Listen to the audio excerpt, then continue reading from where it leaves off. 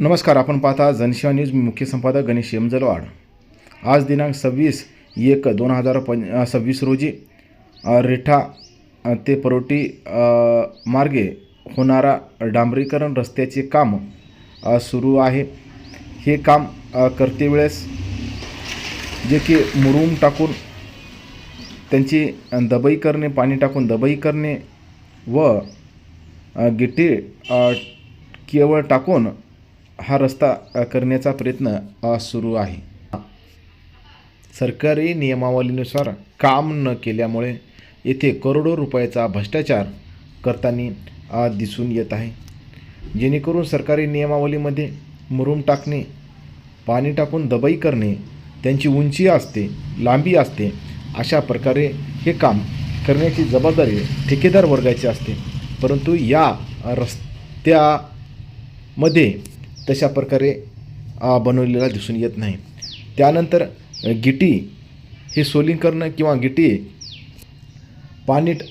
पाण्यानं दबाई करणं अशा प्रकारे हे कार्य असते. परंतु तीही गिटी दबाई करून चांगल्या प्रकारे सोलिंग करणं हे दिसून इथं येत नसल्यामुळे इथे गाड्या अक्षरशः मोटरसायकल्या ही जाग्यावरच स्लिप होत आहे आणि घसरत आहे. त्यामुळे लोकांनाही यांचा त्रास होत आहे.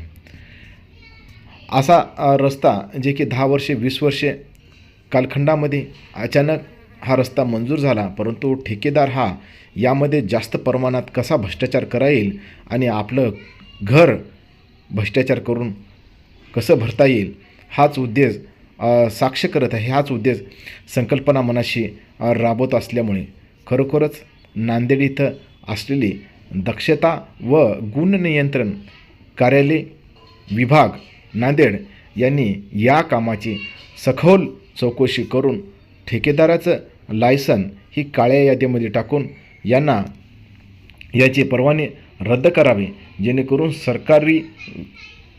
सरकारी शासनाची जी होणारी फसवेगिरी आणि शासनाची होणारी जे नुकसान आणि सामान्य जनतेला होणारा हा त्रास खरोखरच रोखला जाऊ शकतो आणि जो ठेकेदाराच्या खिशामध्ये पडणारा डल्ला निधी ते रोखल्या जावे अशी सामान्य जनतेमधून चर्चा आहे.